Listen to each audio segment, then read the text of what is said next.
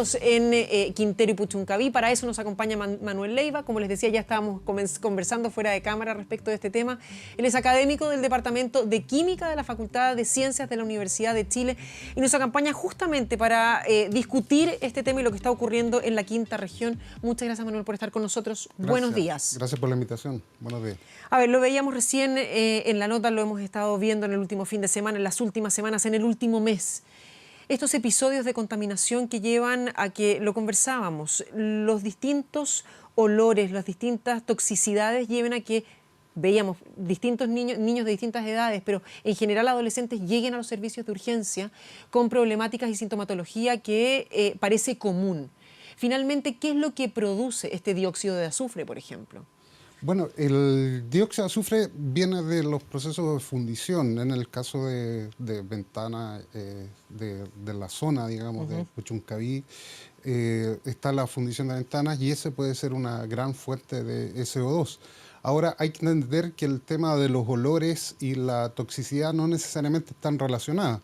Uno puede percibir un olor, por ejemplo, el gas tiene un olor que es para poderlo percibir, pero no necesariamente le produce un efecto tóxico, no lo lleva al hospital. Pero sí puede haber otro gas que no tenga olor o que no sea percibible y sí lo lleva al hospital. Entonces ahí hay que distinguir. A ver, pero por ejemplo, temprano esta mañana escuchaba testimonios de una persona en la zona alta de Quintero que decía que entre las 3:30 de la mañana y las 5 o 6 de la mañana todos los días había este olor a dióxido de azufre que a veces era más fuerte, a veces menos, pero que sí le provocaba cierta sintomatología como sentirse mal, dolor de cabeza, mareos. ¿Es efectivamente así? Sí, debemos entender que la contaminación, desde muy simple, tenemos una fuente de emisión, llega a la atmósfera y en la atmósfera se transporta, se dispersa y llega a un receptor, y el receptor en este caso lamentablemente son los niños y la gente que vive en la zona. Entonces desde la emisión hacia el receptor hay un proceso de transporte y ese proceso de transporte es mediado por la meteorología. Y en esta zona existen patrones de viento, patrones meteorológicos que hacen que la dispersión de contaminantes lleve durante la noche los gases que son emitidos de las fuentes de emisión hacia las zonas urbanas en la zona y que sea finalmente percibido por la gente. Así que esa persona está en lo correcto. Puede ser que estos episodios nuevamente los vemos cuando los niños vuelven al colegio, no por eso no los vimos el fin de semana, pero me refiero que aparentemente serían más concentrados. ¿Están los establecimientos en lugares que son más vulnerables? ¿Por qué ocurre más aparentemente esto o se concentra más cuando los niños están en el colegio y no en sus casas? ¿Por qué generalmente adolescentes más que niños más pequeños o adultos mayores que uno pensaría son generalmente la población más vulnerable? Bueno, aquí también hay otro efecto. Está la población, está la contaminación indoor, dentro de las casas, y la contaminación fuera de casa. Entonces, posiblemente dentro de las casas en esa zona no exista este tipo de contaminación que llega a producir estos efectos, pero sí fuera.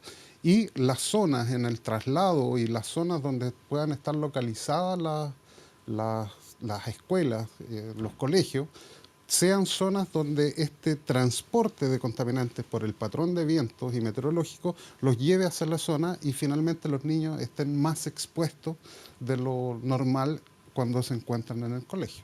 Ahora, cuando desde el Ministerio se habló de poner estos filtros de aire en algunas salas, ¿es eso realmente una posibilidad y una ayuda? Y además se habló también que los establecimientos habían sido limpiados. Si no me equivoco, se habló de hidrolavado.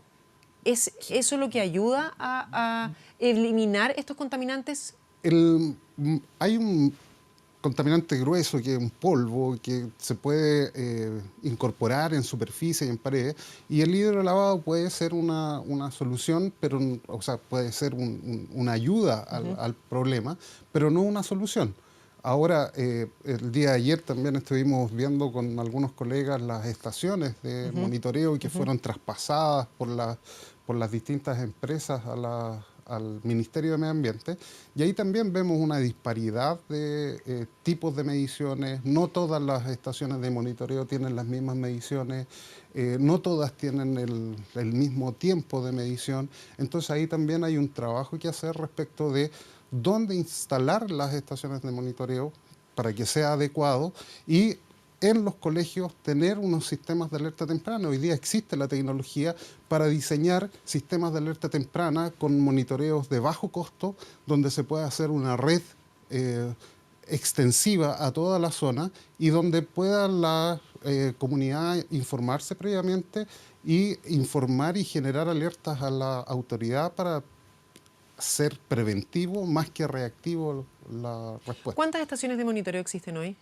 Hoy hay alrededor de 7 estaciones de monitoreo, de las cuales varias eran de las empresas, que eran administradas por la empresa. Que parece insólito. Que eran, bueno, así es. La gran mayoría de las estaciones de monitoreo a lo largo de Chile son administradas por las propias empresas, porque se lo exige en sus declaraciones de impacto ambiental y en su evaluación de impacto ambiental. Cuando se van a instalar las empresas, para evaluar su cumplimiento, se hace una autorregulación. Entonces las mismas empresas se autorregulan, en vez de entregar, en vez de ser labor del Estado el que debiera hacer esa fiscalización. La regulación y fiscalización. Ahora, si esto responde a patrones de viento, ¿no deberían ser o bien estaciones móviles o tener muchísimo más número de estaciones de monitoreo? Por eso le menciono estos sistemas de alerta temprana. Hoy día existe la tecnología de poder instalar sistemas de monitoreo de bajo costo en un gran número y poder hacer una red bastante extensiva. Porque si pensamos en estas estaciones de monitoreo de las cuales fueron traspasadas, son de alto costo su mantención, los equipos son caros, cuesta, hay que estarlos calibrando continuamente y por lo tanto una estación de monitoreo fácilmente puede llegar a $1 millón de la naturaleza, digamos, de calidad de aire, las que están en el Sistema Nacional de Calidad de Aire ahora en Chile. En cambio, para hacer este sistema de monitoreo de alerta temprana, no se necesita llegar a ese tipo de tecnología, de sofisticación. Difícil la palabra, Sí. estamos de acuerdo.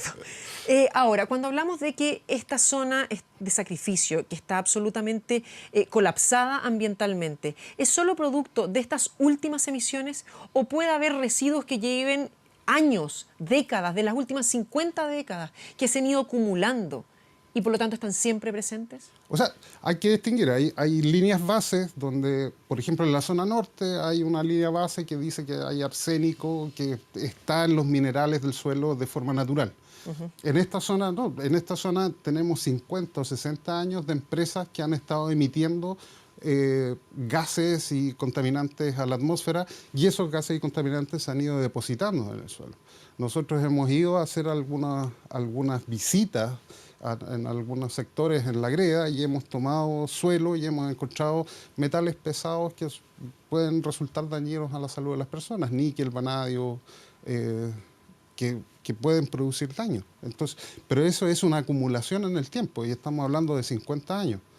Ahora, no van a poder solucionar el problema en un poco tiempo si llevamos 50 años en esto. Estuvimos con precipitaciones durante el fin de semana, las semanas anteriores también, sobre todo en la quinta región. Cuando hablamos de este dióxido de azufre, ¿se puede producir la lluvia ácida? ¿Es eso cierto? Sí, o sea, el dióxido de azufre se asocia a la lluvia ácida. La atmósfera, desde un punto de vista químico, es oxidante. Todo lo que llega a la atmósfera se oxida. Y en el caso de los compuestos de azufre, llegan a SO2 y el SO2 se termina transformando en ácido sulfúrico. Y el ácido sulfúrico se disuelve en hidrometeoros o pequeñas gotitas de agua. ¿Esos son los catalizadores? No, viene a ser el proceso en sí. Hay una serie de reacciones químicas intermedias que hace que llegue el azufre a ácido sulfúrico, ¿ya? Pero son reacciones que ocurren en la atmósfera con agentes oxidantes como el radical hidroxilo que está en la atmósfera y que desde un punto de vista químico lo hace oxidarse. Cuando hablamos de que las propias empresas son sus propios fiscalizadores, ¿existe entonces empresas que haya registro o que se conozcan, ¿no? y que no haya registro, peor aún, de elementos contaminantes que no hayan tenido que declarar y que sí se estén utilizando y que a nivel internacional estén prohibidos? Bueno, ya ocurrió algo, ahí hay que hacer una investigación clara. El metil cloroformo que se descubrió en las primeras mediciones que se realizó en la zona, era un compuesto que es un compuesto prohibido por porque daña la capa de ozono y por lo tanto Chile suscribió el protocolo de Montreal de protección de la capa de ozono y en el 2015 declaró que ya no existía en Chile ni se producía en Chile y se encontró en la atmósfera. Entonces ahí hay algo que no calza y que habría que ver de dónde resultó ese metilcloroformo. Si la medición resultó errónea, que puede ser una posibilidad, o que alguna empresa lo sigue ocupando. Y puede ser que haya gases o componentes que no son medidos por las estaciones de medición que tenemos nosotros. Muchos que no son medidos. Si pensamos en los compuestos orgánicos, pueden ser cientos de compuestos orgánicos. Tenemos ahí empresas que generan gases, trabajan con gas y por lo tanto esos gases pueden llegar a la atmósfera y hay cientos de compuestos que se encuentran en la atmósfera y que usualmente no son medidos. ¿Qué es lo que hacen las estaciones de monitoreo? Miden los contaminantes que están normados. Pero los que no están normados no los dejan. Entonces, en este caso las empresas y las empresas dicen bien, ellos cumplen la norma la están respetando, pero las normas que tenemos acá en Chile son elevadas, son estándares muy altos comparados con el más estricto que hay, son los lineamientos de la Organización Mundial de la Salud. Acá en Chile estamos muy elevados respecto a eso. ¿Y cuántos son estos componentes orgánicos volátiles que están en el ambiente?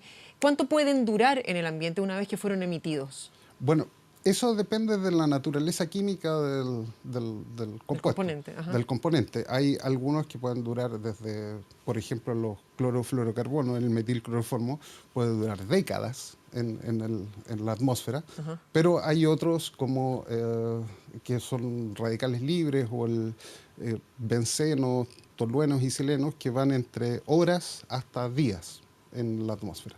Pero todo depende de su química. Entonces, la suspensión de las faenas por parte de distintas empresas, o lo que hablaba el gobierno ayer con esta alerta sanitaria, que se suspenda la faena hoy, no quiere decir para nada que vamos a estar libres de esos compuestos. No, es que esa es una medida de contingencia para proteger a las personas de un episodio agudo de contaminación. O sea, se verifica un alza de contaminación en la atmósfera y por lo tanto nosotros detenemos las emisiones y al detener las emisiones detenemos la dispersión de esos contaminantes y por lo tanto el receptor ya no recibe el contaminante. Pero eso es para un episodio agudo de contaminación, o sea, una intoxicación, por ejemplo. Lo vamos a detener, vamos a parar la emisión de esos contaminantes. Pero luego, cuando se reanuden las actividades, vamos a poder mantener bajas las emisiones o las concentraciones de esos contaminantes hasta que vuelvan a producirse condiciones meteorológicas adversas, que vuelvan a producir un episodio agudo y ahí haya que volver a detenerla. Ahora es una medida que es efectiva en estos casos donde no hay un marco legal que permita que las empresas tengan que reducir sus emisiones y que sean más estrictas. Ahora, es una reacción respecto a una problemática que lleva ejemplo, décadas. El Estado llega tarde frente a estas situaciones. Es una reacción respecto de un efecto. Ahora, en el largo plazo, porque ahí también hay una preocupación muy potente y muy real de la población que es muy lógica y válida. En el largo plazo, ¿cuáles pueden ser las consecuencias? Bueno, ahí hay que distinguir los efectos crónicos de los efectos agudos. Lo que estamos viendo con las intoxicaciones son efectos agudos. Claro. O sea, se presentó el pic de contaminación, la población más susceptible presentó efectos clínicos y llegó al hospital. Y los efectos crónicos, a lo largo del tiempo, la población está expuesta, al igual que nosotros acá en Santiago, a niveles de contaminación que son elevados y por lo tanto a futuro vamos a tener probabilidades de presentar ciertas enfermedades, cierta prevalencia de enfermedades que en otros lugares donde no hay este tipo de contaminación no existen.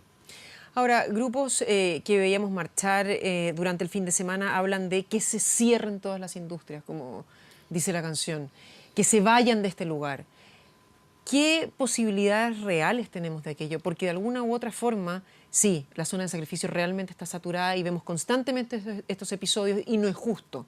Pero el desarrollo y la producción va muchas veces de la mano con situaciones que pueden llegar a tener ciertos contaminantes, no el nivel que vemos, pero ciertos. ¿Dónde se llega al equilibrio?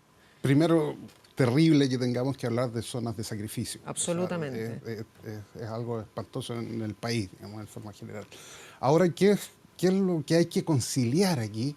Es el desarrollo económico con él la protección, el desarrollo sustentable y la protección del medio ambiente. Entonces, la tecnología y la química ambiental va en ese sentido, a ese desarrollo, y los países debieran ir en ese sentido. Hay zonas altamente industriales, por ejemplo en Oakland, en Estados Unidos, donde hay una cantidad de refinerías impresionante, y uno pasa por la carretera y no siente ningún olor. Cero emisiones. Ya, pero usted lo decía antes, no necesariamente tiene que haber un olor para que haya emisiones. Sí, pero también va asociada con una legislación fuerte. Normas, la EPA, la Agencia de Protección Californiana, es una de las más exigentes dentro de Estados Unidos. Entonces tiene los estándares más bajos, estándares en el sentido de la norma más estricta dentro de Estados Unidos. Por lo tanto, ahí tenemos un tema, digamos. Tecnología, aplicar tecnología, normas estrictas y planificación urbana. Y fiscalización. Y fiscalización en el sentido de una fiscalización ejemplificadora. No podríamos tener un carabinero en cada semáforo para ver quién se pasa un rojo. Pero sí, oiga, si su empresa no cumple, aquí viene la pena.